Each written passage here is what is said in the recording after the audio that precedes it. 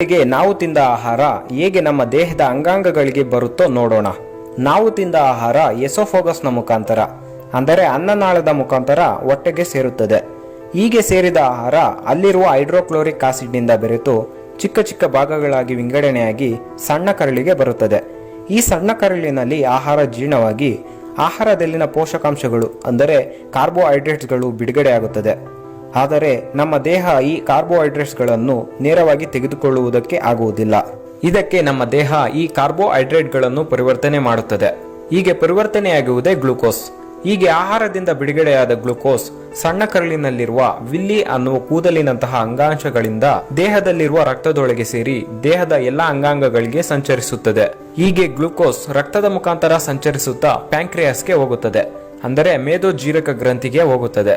ಈ ಮೇದೋಜೀರಕ ಗ್ರಂಥಿಯ ಕೆಲಸ ಏನೆಂದರೆ ರಕ್ತದಲ್ಲಿರುವ ಗ್ಲೂಕೋಸ್ಗೆ ಸರಿಯಾಗಿ ಇನ್ಸುಲಿನ್ ಅನ್ನು ತಯಾರಿಸುವುದು. ಮೇದೋಜೀರಕ ಗ್ರಂಥಿಯಲ್ಲಿರುವ ಬೀಟಾ ಸೆಲ್ಗಳು ರಕ್ತದಲ್ಲಿರುವ ಗ್ಲೂಕೋಸ್ ಪರಿಮಾಣವನ್ನು ಅರಿತು ಇದಕ್ಕೆ ಸರಿಸಮಾನವಾಗಿ ಇನ್ಸುಲಿನ್ ಅನ್ನು ತಯಾರಿಸಿ ರಕ್ತದ ಜೊತೆ ಕಳಿಸುತ್ತದೆ.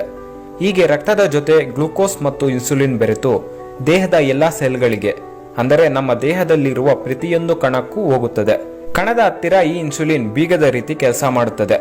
ಅಂದ್ರೆ ನಾವು ಹೇಗೆ ಬೀಗ ತೆಗೆದು ಮನೆಯ ಒಳಗೆ ಹೋಗುತ್ತೀವೋ ಅದೇ ರೀತಿ ಪ್ರತಿಯೊಂದು ಸೆಲ್ಗೂ ರಿಸಿಪ್ಟರ್ಸ್ ಇರುತ್ತವೆ. ಈ ಇನ್ಸುಲಿನ್ ರಿಸಿಪ್ಟರ್ನ ಮೇಲೆ ಕುಳಿತಾಗ ಮಾತ್ರ ಸೆಲ್ ಓಪನ್ ಆಗಿ ಗ್ಲೂಕೋಸ್ ಸೆಲ್ನ ಒಳಗೆ ಹೋಗುತ್ತದೆ. ಆಗ ನಮಗೆ ದಿನನಿತ್ಯ ಬೇಕಾದ ಶಕ್ತಿ ಲಭಿಸುತ್ತದೆ. ಇದು ಪ್ರತಿಕ್ಷಣ ನಮ್ಮ ದೇಹದಲ್ಲಿ ನಡೆಯುವ ಪ್ರಕ್ರಿಯೆ. ಈಗ ಶುಗರ್ ಅಂದ್ರೆ ಏನು, ಇದು ಹೇಗೆ ಬರುತ್ತೋ ನೋಡೋಣ. ಈ ಶುಗರ್ನಲ್ಲಿ ಎರಡು ವಿಧಗಳು. ಒಂದು ಟೈಪ್ 1 ಡಯಾಬಿಟಿಸ್, ಇನ್ನೊಂದು ಟೈಪ್ 2 ಡಯಾಬಿಟಿಸ್. ಈ ಟೈಪ್ 1 ಡಯಾಬಿಟಿಸ್ ಹೆಚ್ಚಾಗಿ ಕಾಣಿಸಿಕೊಳ್ಳುವುದು ಚಿಕ್ಕ ಮಕ್ಕಳಲ್ಲಿ. ಈ ಟೈಪ್ 1 ಡಯಾಬಿಟಿಸ್ ಬರುವುದಕ್ಕೆ ಮುಖ್ಯ ಕಾರಣ ಜೀನ್ಸ್, ಅಂದರೆ ನಮ್ಮ ಪೂರ್ವಿಕರಿಂದ ವಂಶಪಾರಂಪರ್ಯವಾಗಿ ಬರುವುದು. ಅಂದರೆ ನಮ್ಮ ತಾತ ತಂದೆಯಿಂದ ನಮಗೆ ಬರುವುದನ್ನು ಟೈಪ್ 1 ಡಯಾಬಿಟಿಸ್ ಎಂದು ಕರೆಯುತ್ತಾರೆ. ಈ ಟೈಪ್ 1 ಡಯಾಬಿಟಿಸ್ನಲ್ಲಿ ಏನಾಗುತ್ತೆಂದರೆ ನಮ್ಮ ದೇಹದಲ್ಲಿ ಸದಾಕಾಲ ಇನ್ಸುಲಿನ್ ಅನ್ನು ಉತ್ಪತ್ತಿಸುತ್ತಿರುವ ಬೀಟಾ ಸೆಲ್ಗಳನ್ನು ನಮ್ಮ ದೇಹದಲ್ಲಿರುವ ಮತ್ತು ನಮ್ಮ ದೇಹವನ್ನು ಪ್ರತಿಕ್ಷಣ ಕಾಪಾಡುತ್ತಿರುವ ಇಮ್ಯುನೋ ಸಿಸ್ಟಮ್ ಅಂದರೆ ರೋಗ ನಿರೋಧಕ ಶಕ್ತಿ ಕೊಂದು ಬಿಡುತ್ತದೆ. ಇದರ ಪರಿಣಾಮದಿಂದ ನಮ್ಮ ದೇಹದಲ್ಲಿ ಇನ್ಸುಲಿನ್ ತಯಾರಿಕೆ ನಿಂತು ಹೋಗುತ್ತದೆ. ಆಗ ನಮ್ಮ ದೇಹದಲ್ಲಿ ಗ್ಲೂಕೋಸ್ ಪ್ರಮಾಣ ಹೆಚ್ಚಾಗಿ ಶುಗರ್ ಬರುತ್ತದೆ. ಇನ್ನೊಂದು ಟೈಪ್ 2 ಡಯಾಬಿಟಿಸ್. ಮೊದಲು ತಿಳಿದುಕೊಂಡಂತೆ ನಾವು ತಿನ್ನುವ ಆಹಾರದಿಂದ ಗ್ಲೂಕೋಸ್ ಬಿಡುಗಡೆ ಆಗುತ್ತೆ ಅಂತ, ಹೌದಾ? ಆದರೆ ಈಗಿನ ಜನ ಹೆಚ್ಚಾಗಿ ಫಾಸ್ಟ್ ಫುಡ್, ಬೇಕರಿ ತಿಂಡಿಗಳನ್ನು, ಹೆಚ್ಚು ಎಣ್ಣೆ ಪದಾರ್ಥಗಳನ್ನು ಮತ್ತು ಕೆಮಿಕಲ್ ಪ್ರಾಡಕ್ಟ್ಸ್ ರಾಸಾಯನಿಕ ಪದಾರ್ಥಗಳನ್ನು ತಿನ್ನುತ್ತಿದ್ದಾರೆ. ಉದಾಹರಣೆಗೆ ಕೂಲ್ ಡ್ರಿಂಕ್ಸ್. ನಿಮಗೆ ಗೊತ್ತಾ, ನಾವು ಕುಡಿಯುವ ಪ್ರತಿ 1 ಲೀಟರ್ ಕೂಲ್ ಡ್ರಿಂಕ್ಸ್ ನಲ್ಲಿ ಸರಿಸುಮಾರು 300 ರಿಂದ 350 ಗ್ರಾಂ ಶುಗರ್ ಅಂದರೆ ಸಕ್ಕರೆ ಮಿಶ್ರಣವಾಗಿರುತ್ತೆ ಅಂತ. ನಾವು 3 ಲೀಟರ್ ಕೂಲ್ ಡ್ರಿಂಕ್ಸ್ ಅನ್ನು ಕುಡಿದರೆ 1 kg ಸಕ್ಕರೆಯನ್ನು ತಿಂದಂತೆ. ಇದರ ಪರಿಣಾಮದಿಂದ ನಮ್ಮ ದೇಹದಲ್ಲಿ ಹೆಚ್ಚು ಗ್ಲೂಕೋಸ್ ಬಿಡುಗಡೆ ಆಗುತ್ತದೆ. ಇದರಿಂದ ನಮ್ಮ ದೇಹದಲ್ಲಿರುವ ಮೇದೋಜೀರಕ ಗ್ರಂಥಿ ಹೆಚ್ಚಾಗಿ ಇನ್ಸುಲಿನ್ ಅನ್ನು ಉತ್ಪತ್ತಿ ಮಾಡಬೇಕಾಗಿರುತ್ತದೆ. ಇದರಿಂದ ಪ್ರತಿದಿನ ಹೆಚ್ಚಿನ ರೀತಿಯಲ್ಲಿ ಇನ್ಸುಲಿನ್ ಅನ್ನು ಉತ್ಪತ್ತಿಸುತ್ತಾ ನಮ್ಮ ಮೇದೋಜೀರಕ ಗ್ರಂಥಿ ಆಯಾಸಗೊಂಡು ಕೆಟ್ಟು ಹೋಗುತ್ತದೆ. ಆಗ ನಮ್ಮ ದೇಹದಲ್ಲಿ ಗ್ಲೂಕೋಸ್ ಪ್ರಮಾಣ ಹೆಚ್ಚಾಗಿ ನಮಗೆ ಶುಗರ್ ಬರುತ್ತದೆ. ಇಲ್ಲೊಂದು ಭಯಾನಕ ಸಂಗತಿ ಏನೆಂದರೆ, ಒಂದು ಬಾರಿ ನಮ್ಮ ದೇಹದಲ್ಲಿ ಪ್ಯಾಂಕ್ರಿಯಾಸ್ ಮೇದೋಜೀರಕ ಗ್ರಂಥಿ ಕೆಟ್ಟರೆ ಅದನ್ನು ಸರಿ ಮಾಡಲು ಆಗುವುದಿಲ್ಲ. ಅದನ್ನು ಸರಿ ಮಾಡುವ ಔಷಧಿ ಇನ್ನೂ ಬಂದಿಲ್ಲ. ಆಗ ನಮ್ಮ ದೇಹದಲ್ಲಿ ಶುಗರ್ ಪ್ರಮಾಣ ಹೆಚ್ಚಾಗಿ ಶುಗರ್ ಲಕ್ಷಣಗಳು ಕಾಣಿಸಿಕೊಳ್ಳುತ್ತವೆ. ಆಗ ನಾವು ಕೃತಕವಾಗಿ ಇಂಜೆಕ್ಷನ್ ಮುಖಾಂತರ ಇನ್ಸುಲಿನ್ ಅನ್ನು ತೆಗೆದುಕೊಳ್ಳಬೇಕಾಗಿರುತ್ತದೆ. ಒಂದು ಬಾರಿ ಮನುಷ್ಯನಿಗೆ ಶುಗರ್ ಬಂದಿದೆ ಅಂದ್ರೆ ಅವನು ಮೆಲ್ಲೆಗೆ ಸಾಯುತ್ತಾ ಹೋಗುತ್ತಾನೆ. ಉದಾಹರಣೆಗೆ, ಒಂದು ಕಬ್ಬಿನ ಮಿಷಿನ್ನಲ್ಲಿ ಕಬ್ಬನ್ನು ಇಟ್ಟು ಹಾಲನ್ನು ತೆಗೆದ ಹಾಗೆ ಶುಗರ್ ದಿನದಿಂದ ದಿನಕ್ಕೆ ನಮ್ಮ ದೇಹದಲ್ಲಿರುವ ಶಕ್ತಿಯನ್ನು ಕೊಲ್ಲುತ್ತಾ ಹೋಗುತ್ತದೆ. ಕಣ್ಣು ಮಂಜಾಗುತ್ತೆ, ಕೈಕಾಲುಗಳು ನೋವು ಶುರುವಾಗುತ್ತೆ, ಸುಸ್ತು, ಆಯಾಸ ಬರುತ್ತೆ. ದಿನಗಳು ಕಳೆದಂತೆ ದೇಹದಲ್ಲಿನ ಅಂಗಾಂಗಗಳು, ಕಿಡ್ನಿ, ಹಾರ್ಟ್, ಕಣ್ಣಿಗೆ ಸಂಬಂಧಿತ ರೋಗಗಳು ಬರುತ್ತವೆ. ನಿಮಗೆ ಗೊತ್ತಾ, ಶುಗರ್ನಿಂದ ಬಳಲುತ್ತಿರುವ ರೋಗಿಗಳಿಗೆ ಒಂದು ಚಿಕ್ಕ ಗಾಯವಾದರೂ ಸಹ ಅದು ಗುಣವಾಗುವುದು ತುಂಬಾ ಕಷ್ಟ. ಎಷ್ಟೋ ಜನ ಇದರಿಂದ ಕೈಕಾಲುಗಳನ್ನು ಕಳೆದುಕೊಂಡಿದ್ದಾರೆ. ಗೆಳೆಯರೇ, ಒಂದನ್ನು ಮಾತ್ರ ಜ್ಞಾಪಕದಲ್ಲಿ ಇಟ್ಟುಕೊಳ್ಳಿ, ಶುಗರ್ಗೆ ವಯಸ್ಸಿನ ಅವಶ್ಯಕತೆ ಇಲ್ಲ. ನಾವು ತೆಗೆದುಕೊಳ್ಳುವ ಆಹಾರದ ಮೇಲೆ, ವಾತಾವರಣದ ಮೇಲೆ ಆಧಾರಿತವಾಗಿರುತ್ತದೆ. ಈಗಿನ ದಿನಗಳಲ್ಲಿ ನಾವು ಕಲುಷಿತ ವಾತಾವರಣದಲ್ಲಿ ವಾಸಿಸುತ್ತಾ ಕಲುಷಿತ ಆಹಾರವನ್ನು ತೆಗೆದುಕೊಳ್ಳುತ್ತಿದ್ದೇವೆ. ಇದರಿಂದ ಈ ವ್ಯಾಧಿ ಯಾರಿಗಾದರೂ ಬರಬಹುದು. ಈಗ ನಮಗೆ ಶುಗರ್ ಬಾರದಂತೆ ನಮ್ಮನ್ನು ನಾವು ಹೇಗೆ ಕಾಪಾಡಿಕೊಳ್ಳಬೇಕು ಮತ್ತು ಈಗಾಗಲೇ ನೀವು ಶುಗರ್ನಿಂದ ಬಳಲುತ್ತಿದ್ದರೆ ಹೇಗೆ ನಮ್ಮ ಕಂಟ್ರೋಲ್ನಲ್ಲಿ ಇಟ್ಟುಕೊಳ್ಳಬೇಕೆಂಬುದನ್ನು ತಿಳಿದುಕೊಳ್ಳೋಣ. ಮೊದಲಿಗೆ ಶುಗರ್ನಿಂದ ಬಳಲುತ್ತಿರುವವರು ಆಹಾರದಲ್ಲಿ ಪಥ್ಯ ಇರಬೇಕು. ಆದಷ್ಟು ಸಿಹಿ ತಿಂಡಿಗಳಿಂದ ದೂರವಿರಿ. ಸಾಧ್ಯವಾದಷ್ಟು ಪ್ರತಿದಿನ ವ್ಯಾಯಾಮ, ಎಕ್ಸರ್ಸೈಸ್ ಮಾಡಿ ಮತ್ತು ಸಾಧ್ಯವಾದಷ್ಟು ಮನೆಯ ಆಹಾರವನ್ನು ತಿನ್ನಲು ಪ್ರಯತ್ನಿಸಿ.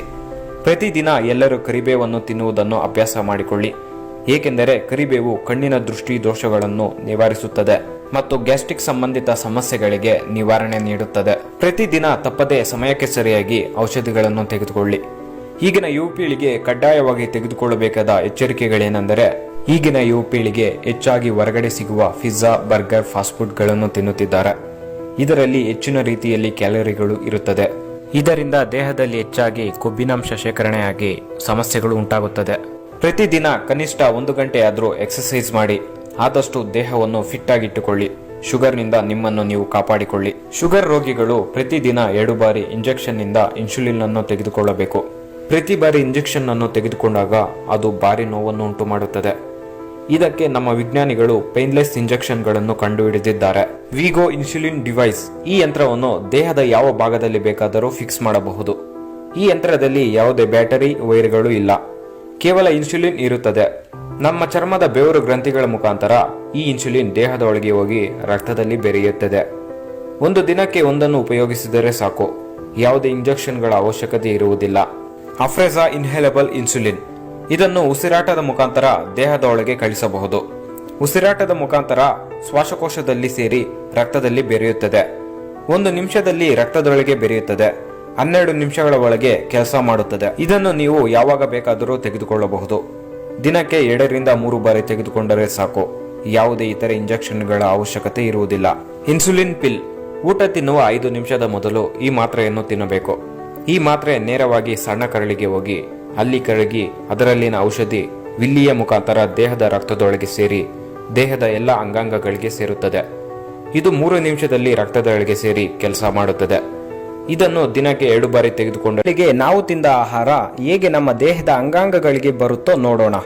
ನಾವು ತಿಂದ ಆಹಾರ ಎಸೋಫೋಗಸ್ನ ಮುಖಾಂತರ, ಅಂದರೆ ಅನ್ನನಾಳದ ಮುಖಾಂತರ ಹೊಟ್ಟೆಗೆ ಸೇರುತ್ತದೆ. ಹೀಗೆ ಸೇರಿದ ಆಹಾರ ಅಲ್ಲಿರುವ ಹೈಡ್ರೋಕ್ಲೋರಿಕ್ ಆಸಿಡ್ನಿಂದ ಬೆರೆತು ಚಿಕ್ಕ ಚಿಕ್ಕ ಭಾಗಗಳಾಗಿ ವಿಂಗಡಣೆಯಾಗಿ ಸಣ್ಣ ಕರಳಿಗೆ ಬರುತ್ತದೆ. ಈ ಸಣ್ಣ ಕರಳಿನಲ್ಲಿ ಆಹಾರ ಜೀರ್ಣವಾಗಿ ಆಹಾರದಲ್ಲಿನ ಪೋಷಕಾಂಶಗಳು ಅಂದರೆ ಕಾರ್ಬೋಹೈಡ್ರೇಟ್ಸ್ಗಳು ಬಿಡುಗಡೆಯಾಗುತ್ತದೆ. ಆದರೆ ನಮ್ಮ ದೇಹ ಈ ಕಾರ್ಬೋಹೈಡ್ರೇಟ್ಸ್ಗಳನ್ನು ನೇರವಾಗಿ ತೆಗೆದುಕೊಳ್ಳುವುದಕ್ಕೆ ಆಗುವುದಿಲ್ಲ. ಇದಕ್ಕೆ ನಮ್ಮ ದೇಹ ಈ ಕಾರ್ಬೋಹೈಡ್ರೇಟ್ಗಳನ್ನು ಪರಿವರ್ತನೆ ಮಾಡುತ್ತದೆ. ಹೀಗೆ ಪರಿವರ್ತನೆಯಾಗುವುದೇ ಗ್ಲೂಕೋಸ್. ಹೀಗೆ ಆಹಾರದಿಂದ ಬಿಡುಗಡೆಯಾದ ಗ್ಲೂಕೋಸ್ ಸಣ್ಣ ಕರಳಿನಲ್ಲಿರುವ ವಿಲ್ಲಿ ಅನ್ನುವ ಕೂದಲಿನಂತಹ ಅಂಗಾಂಶಗಳಿಂದ ದೇಹದಲ್ಲಿರುವ ರಕ್ತದೊಳಗೆ ಸೇರಿ ದೇಹದ ಎಲ್ಲ ಅಂಗಾಂಗಗಳಿಗೆ ಸಂಚರಿಸುತ್ತದೆ. ಹೀಗೆ ಗ್ಲೂಕೋಸ್ ರಕ್ತದ ಮುಖಾಂತರ ಸಂಚರಿಸುತ್ತಾ ಪ್ಯಾಂಕ್ರಿಯಾಸ್ಗೆ ಹೋಗುತ್ತದೆ, ಅಂದರೆ ಮೇದೋಜೀರಕ ಗ್ರಂಥಿಗೆ ಹೋಗುತ್ತದೆ. ಈ ಮೇದೋಜೀರಕ ಗ್ರಂಥಿಯ ಕೆಲಸ ಏನೆಂದರೆ ರಕ್ತದಲ್ಲಿರುವ ಗ್ಲೂಕೋಸ್ಗೆ ಸರಿಯಾಗಿ ಇನ್ಸುಲಿನ್ ಅನ್ನು ತಯಾರಿಸುವುದು. ಮೇದೋಜೀರಕ ಗ್ರಂಥಿಯಲ್ಲಿರುವ ಬೀಟಾ ಸೆಲ್ಗಳು ರಕ್ತದಲ್ಲಿರುವ ಗ್ಲೂಕೋಸ್ ಪರಿಮಾಣವನ್ನು ಅರಿತು ಇದಕ್ಕೆ ಸರಿಸಮಾನವಾಗಿ ಇನ್ಸುಲಿನ್ ಅನ್ನು ತಯಾರಿಸಿ ರಕ್ತದ ಜೊತೆ ಕಳಿಸುತ್ತದೆ. ಹೀಗೆ ರಕ್ತದ ಜೊತೆ ಗ್ಲೂಕೋಸ್ ಮತ್ತು ಇನ್ಸುಲಿನ್ ಬೆರೆತು ದೇಹದ ಎಲ್ಲಾ ಸೆಲ್ಗಳಿಗೆ, ಅಂದರೆ ನಮ್ಮ ದೇಹದಲ್ಲಿರುವ ಪ್ರತಿಯೊಂದು ಕಣಕ್ಕೂ ಹೋಗುತ್ತದೆ. ಕಣದ ಹತ್ತಿರ ಈ ಇನ್ಸುಲಿನ್ ಬೀಗದ ರೀತಿ ಕೆಲಸ ಮಾಡುತ್ತದೆ. ಅಂದ್ರೆ ನಾವು ಹೇಗೆ ಬೀಗ ತೆಗೆದು ಮನೆಯ ಒಳಗೆ ಹೋಗುತ್ತೀವೋ ಅದೇ ರೀತಿ ಪ್ರತಿಯೊಂದು ಸೆಲ್ಗೂ ರಿಸಿಪ್ಟರ್ಸ್ ಇರುತ್ತವೆ. ಈ ಇನ್ಸುಲಿನ್ ರಿಸಿಪ್ಟರ್ನ ಮೇಲೆ ಕುಳಿತಾಗ ಮಾತ್ರ ಸೆಲ್ ಓಪನ್ ಆಗಿ ಗ್ಲೂಕೋಸ್ ಸೆಲ್ನ ಒಳಗೆ ಹೋಗುತ್ತದೆ. ಆಗ ನಮಗೆ ದಿನನಿತ್ಯ ಬೇಕಾದ ಶಕ್ತಿ ಲಭಿಸುತ್ತದೆ. ಇದು ಪ್ರತಿಕ್ಷಣ ನಮ್ಮ ದೇಹದಲ್ಲಿ ನಡೆಯುವ ಪ್ರಕ್ರಿಯೆ. ಈಗ ಶುಗರ್ ಅಂದ್ರೆ ಏನು, ಇದು ಹೇಗೆ ಬರುತ್ತೋ ನೋಡೋಣ. ಈ ಶುಗರ್ನಲ್ಲಿ 2 ವಿಧಗಳು. ಒಂದು ಟೈಪ್ 1 ಡಯಾಬಿಟಿಸ್, ಇನ್ನೊಂದು ಟೈಪ್ 2 ಡಯಾಬಿಟಿಸ್. ಈ ಟೈಪ್ 1 ಡಯಾಬಿಟಿಸ್ ಹೆಚ್ಚಾಗಿ ಕಾಣಿಸಿಕೊಳ್ಳುವುದು ಚಿಕ್ಕ ಮಕ್ಕಳಲ್ಲಿ. ಈ ಟೈಪ್ 1 ಡಯಾಬಿಟಿಸ್ ಬರುವುದಕ್ಕೆ ಮುಖ್ಯ ಕಾರಣ ಜೀನ್ಸ್, ಅಂದರೆ ನಮ್ಮ ಪೂರ್ವಿಕರಿಂದ ವಂಶಪಾರಂಪರ್ಯವಾಗಿ ಬರುವುದು. ಅಂದರೆ ನಮ್ಮ ತಾತ ತಂದೆಯಿಂದ ನಮಗೆ ಬರುವುದನ್ನು ಟೈಪ್ 1 ಡಯಾಬಿಟಿಸ್ ಎಂದು ಕರೆಯುತ್ತಾರೆ. ಈ ಟೈಪ್ 1 ಡಯಾಬಿಟಿಸ್ನಲ್ಲಿ ಏನಾಗುತ್ತೆಂದರೆ ನಮ್ಮ ದೇಹದಲ್ಲಿ ಸದಾಕಾಲ ಇನ್ಸುಲಿನ್ ಅನ್ನು ಉತ್ಪತ್ತಿಸುತ್ತಿರುವ ಬೀಟಾ ಸೆಲ್ಗಳನ್ನು ನಮ್ಮ ದೇಹದಲ್ಲಿರುವ ಮತ್ತು ನಮ್ಮ ದೇಹವನ್ನು ಪ್ರತಿಕ್ಷಣ ಕಾಪಾಡುತ್ತಿರುವ ಇಮ್ಯುನೋ ಸಿಸ್ಟಮ್, ಅಂದರೆ ರೋಗ ನಿರೋಧಕ ಶಕ್ತಿ ಕೊಂದು ಬಿಡುತ್ತದೆ. ಇದರ ಪರಿಣಾಮದಿಂದ ನಮ್ಮ ದೇಹದಲ್ಲಿ ಇನ್ಸುಲಿನ್ ತಯಾರಿಕೆ ನಿಂತು ಹೋಗುತ್ತದೆ. ಆಗ ನಮ್ಮ ದೇಹದಲ್ಲಿ ಗ್ಲೂಕೋಸ್ ಪ್ರಮಾಣ ಹೆಚ್ಚಾಗಿ ಶುಗರ್ ಬರುತ್ತದೆ. ಇನ್ನೊಂದು ಟೈಪ್ 2 ಡಯಾಬಿಟಿಸ್. ಮೊದಲು ತಿಳಿದುಕೊಂಡಂತೆ ನಾವು ತಿನ್ನುವ ಆಹಾರದಿಂದ ಗ್ಲೂಕೋಸ್ ಬಿಡುಗಡೆ ಆಗುತ್ತೆ ಅಂತ, ಹೌದಾ? ಆದರೆ ಈಗಿನ ಜನ ಹೆಚ್ಚಾಗಿ ಫಾಸ್ಟ್ ಫುಡ್, ಬೇಕರಿ ತಿಂಡಿಗಳನ್ನು, ಹೆಚ್ಚು ಎಣ್ಣೆ ಪದಾರ್ಥಗಳನ್ನು ಮತ್ತು ಕೆಮಿಕಲ್ ಪ್ರಾಡಕ್ಟ್ಸ್, ರಾಸಾಯನಿಕ ಪದಾರ್ಥಗಳನ್ನು ತಿನ್ನುತ್ತಿದ್ದಾರೆ. ಉದಾಹರಣೆಗೆ ಕೂಲ್ ಡ್ರಿಂಕ್ಸ್.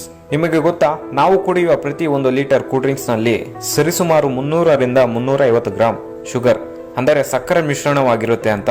ನಾವು 3 ಲೀಟರ್ ಕೂಲ್ ಡ್ರಿಂಕ್ಸ್ ಅನ್ನು ಕುಡಿದರೆ 1 ಕೆಜಿ ಸಕ್ಕರೆಯನ್ನು ತಿಂದಂತೆ. ಇದರ ಪರಿಣಾಮದಿಂದ ನಮ್ಮ ದೇಹದಲ್ಲಿ ಹೆಚ್ಚು ಗ್ಲೂಕೋಸ್ ಬಿಡುಗಡೆ ಆಗುತ್ತದೆ. ಇದರಿಂದ ನಮ್ಮ ದೇಹದಲ್ಲಿರುವ ಮೇದೋಜ್ಜೀರಕ ಗ್ರಂಥಿ ಹೆಚ್ಚಾಗಿ ಇನ್ಸುಲಿನ್ ಅನ್ನು ಉತ್ಪತ್ತಿ ಮಾಡಬೇಕಾಗಿರುತ್ತದೆ. ಇದರಿಂದ ಪ್ರತಿದಿನ ಹೆಚ್ಚಿನ ರೀತಿಯಲ್ಲಿ ಇನ್ಸುಲಿನ್ ಅನ್ನು ಉತ್ಪತ್ತಿಸುತ್ತಾ ನಮ್ಮ ಮೇದೋಜ್ಜೀರಕ ಗ್ರಂಥಿ ಆಯಾಸಗೊಂಡು ಕೆಟ್ಟು ಹೋಗುತ್ತದೆ. ಆಗ ನಮ್ಮ ದೇಹದಲ್ಲಿ ಗ್ಲೂಕೋಸ್ ಪ್ರಮಾಣ ಹೆಚ್ಚಾಗಿ ನಮಗೆ ಶುಗರ್ ಬರುತ್ತದೆ. ಇಲ್ಲೊಂದು ಭಯಾನಕ ಸಂಗತಿ ಏನೆಂದರೆ, ಒಂದು ಬಾರಿ ನಮ್ಮ ದೇಹದಲ್ಲಿ ಪ್ಯಾಂಕ್ರಿಯಾಸ್ ಮೇದೋಜ್ಜೀರಕ ಗ್ರಂಥಿ ಕೆಟ್ಟರೆ ಅದನ್ನು ಸರಿ ಮಾಡಲು ಆಗುವುದಿಲ್ಲ. ಅದನ್ನು ಸರಿ ಮಾಡುವ ಔಷಧಿ ಇನ್ನೂ ಬಂದಿಲ್ಲ. ಆಗ ನಮ್ಮ ದೇಹದಲ್ಲಿ ಶುಗರ್ ಪ್ರಮಾಣ ಹೆಚ್ಚಾಗಿ ಶುಗರ್ ಲಕ್ಷಣಗಳು ಕಾಣಿಸಿಕೊಳ್ಳುತ್ತವೆ. ಆಗ ನಾವು ಕೃತಕವಾಗಿ ಇಂಜೆಕ್ಷನ್ ಮುಖಾಂತರ ಇನ್ಸುಲಿನ್ ಅನ್ನು ತೆಗೆದುಕೊಳ್ಳಬೇಕಾಗಿರುತ್ತದೆ.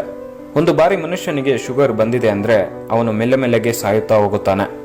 ಉದಾಹರಣೆಗೆ, ಒಂದು ಕಬ್ಬಿನ ಮಿಷಿನ್ನಲ್ಲಿ ಕಬ್ಬನ್ನು ಇಟ್ಟು ಹಾಲನ್ನು ತೆಗೆದ ಹಾಗೆ ಶುಗರ್ ದಿನದಿಂದ ದಿನಕ್ಕೆ ನಮ್ಮ ದೇಹದಲ್ಲಿರುವ ಶಕ್ತಿಯನ್ನು ಕೊಲ್ಲುತ್ತಾ ಹೋಗುತ್ತದೆ.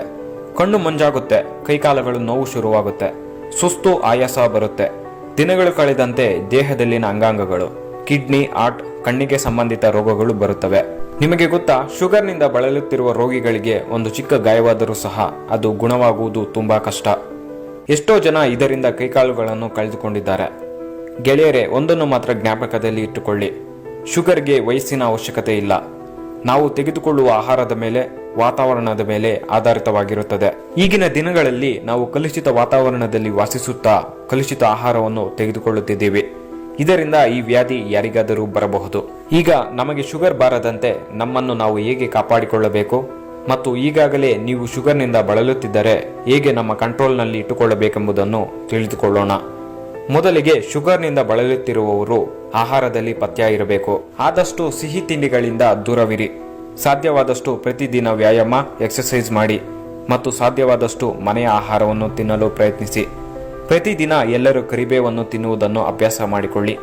ಏಕೆಂದರೆ ಕರಿಬೇವು ಕಣ್ಣಿನ ದೃಷ್ಟಿ ದೋಷಗಳನ್ನು ನಿವಾರಿಸುತ್ತದೆ ಮತ್ತು ಗ್ಯಾಸ್ಟ್ರಿಕ್ ಸಂಬಂಧಿತ ಸಮಸ್ಯೆಗಳಿಗೆ ನಿವಾರಣೆ ನೀಡುತ್ತದೆ. ಪ್ರತಿದಿನ ತಪ್ಪದೆ ಸಮಯಕ್ಕೆ ಸರಿಯಾಗಿ ಔಷಧಿಗಳನ್ನು ತೆಗೆದುಕೊಳ್ಳಿ. ಈಗಿನ ಯುವ ಪೀಳಿಗೆ ಕಡ್ಡಾಯವಾಗಿ ತೆಗೆದುಕೊಳ್ಳಬೇಕಾದ ಎಚ್ಚರಿಕೆಗಳೇನೆಂದರೆ, ಈಗಿನ ಯುವ ಪೀಳಿಗೆ ಹೆಚ್ಚಾಗಿ ಹೊರಗಡೆ ಸಿಗುವ ಪಿಜ್ಜಾ, ಬರ್ಗರ್, ಫಾಸ್ಟ್ ಫುಡ್ಗಳನ್ನು ತಿನ್ನುತ್ತಿದ್ದಾರೆ. ಇದರಲ್ಲಿ ಹೆಚ್ಚಿನ ರೀತಿಯಲ್ಲಿ ಕ್ಯಾಲರಿಗಳು ಇರುತ್ತದೆ. ಇದರಿಂದ ದೇಹದಲ್ಲಿ ಹೆಚ್ಚಾಗಿ ಕೊಬ್ಬಿನಾಂಶ ಶೇಖರಣೆಯಾಗಿ ಸಮಸ್ಯೆಗಳು ಉಂಟಾಗುತ್ತದೆ. ಪ್ರತಿದಿನ ಕನಿಷ್ಠ 1 ಗಂಟೆಯಾದರೂ ಎಕ್ಸರ್ಸೈಸ್ ಮಾಡಿ. ಆದಷ್ಟು ದೇಹವನ್ನು ಫಿಟ್ ಆಗಿಟ್ಟುಕೊಳ್ಳಿ. ಶುಗರ್ನಿಂದ ನಿಮ್ಮನ್ನು ನೀವು ಕಾಪಾಡಿಕೊಳ್ಳಿ. ಶುಗರ್ ರೋಗಿಗಳು ಪ್ರತಿದಿನ 2 ಬಾರಿ ಇಂಜೆಕ್ಷನ್ ನಿಂದ ಇನ್ಸುಲಿನ್ ಅನ್ನು ತೆಗೆದುಕೊಳ್ಳಬೇಕು. ಪ್ರತಿ ಬಾರಿ ಇಂಜೆಕ್ಷನ್ ಅನ್ನು ತೆಗೆದುಕೊಂಡಾಗ ಅದು ಭಾರಿ ನೋವನ್ನು ಉಂಟು ಮಾಡುತ್ತದೆ. ಇದಕ್ಕೆ ನಮ್ಮ ವಿಜ್ಞಾನಿಗಳು ಪೇನ್ಲೆಸ್ ಇಂಜೆಕ್ಷನ್ ಗಳನ್ನು ಕಂಡುಹಿಡಿದಿದ್ದಾರೆ. ವಿಗೋ ಇನ್ಸುಲಿನ್ ಡಿವೈಸ್. ಈ ಯಂತ್ರವನ್ನು ದೇಹದ ಯಾವ ಭಾಗದಲ್ಲಿ ಬೇಕಾದರೂ ಫಿಕ್ಸ್ ಮಾಡಬಹುದು. ಈ ಯಂತ್ರದಲ್ಲಿ ಯಾವುದೇ ಬ್ಯಾಟರಿ, ವೈರ್ಗಳು ಇಲ್ಲ. ಕೇವಲ ಇನ್ಸುಲಿನ್ ಇರುತ್ತದೆ. ನಮ್ಮ ಚರ್ಮದ ಬೆವರು ಗ್ರಂಥಿಗಳ ಮುಖಾಂತರ ಈ ಇನ್ಸುಲಿನ್ ದೇಹದ ಒಳಗೆ ಹೋಗಿ ರಕ್ತದಲ್ಲಿ ಬೆರೆಯುತ್ತದೆ. 1 ದಿನಕ್ಕೆ ಒಂದನ್ನು ಉಪಯೋಗಿಸಿದರೆ ಸಾಕು. ಯಾವುದೇ ಇಂಜೆಕ್ಷನ್ಗಳ ಅವಶ್ಯಕತೆ ಇರುವುದಿಲ್ಲ. ಅಫ್ರೆಜಾ ಇನ್ಹೇಲಬಲ್ ಇನ್ಸುಲಿನ್. ಇದನ್ನು ಉಸಿರಾಟದ ಮುಖಾಂತರ ದೇಹದ ಒಳಗೆ ಕಳಿಸಬಹುದು. ಉಸಿರಾಟದ ಮುಖಾಂತರ ಶ್ವಾಸಕೋಶದಲ್ಲಿ ಸೇರಿ ರಕ್ತದಲ್ಲಿ ಬೆರೆಯುತ್ತದೆ. 1 ನಿಮಿಷದಲ್ಲಿ ರಕ್ತದೊಳಗೆ ಬೆರೆಯುತ್ತದೆ. 12 ನಿಮಿಷಗಳ ಒಳಗೆ ಕೆಲಸ ಮಾಡುತ್ತದೆ. ಇದನ್ನು ನೀವು ಯಾವಾಗ ಬೇಕಾದರೂ ತೆಗೆದುಕೊಳ್ಳಬಹುದು. ದಿನಕ್ಕೆ 2 ರಿಂದ 3 ಬಾರಿ ತೆಗೆದುಕೊಂಡರೆ ಸಾಕು. ಯಾವುದೇ ಇತರ ಇಂಜೆಕ್ಷನ್ಗಳ ಅವಶ್ಯಕತೆ ಇರುವುದಿಲ್ಲ. ಇನ್ಸುಲಿನ್ ಪಿಲ್. ಊಟ ತಿನ್ನುವ 5 ನಿಮಿಷದ ಮೊದಲು ಈ ಮಾತ್ರೆಯನ್ನು ತಿನ್ನಬೇಕು. ಈ ಮಾತ್ರೆ ನೇರವಾಗಿ ಸಣ್ಣ ಕರಳಿಗೆ ಹೋಗಿ ಅಲ್ಲಿ ಕರಗಿ ಅದರಲ್ಲಿನ ಔಷಧಿ ವಿಲ್ಲಿಯ ಮುಖಾಂತರ ದೇಹದ ರಕ್ತದೊಳಗೆ ಸೇರಿ ದೇಹದ ಎಲ್ಲ ಅಂಗಾಂಗಗಳಿಗೆ ಸೇರುತ್ತದೆ. ಇದು 3 ನಿಮಿಷದಲ್ಲಿ ರಕ್ತದೊಳಗೆ ಸೇರಿ ಕೆಲಸ ಮಾಡುತ್ತದೆ. ಇದನ್ನು ದಿನಕ್ಕೆ 2 ಬಾರಿ ತೆಗೆದುಕೊಂಡು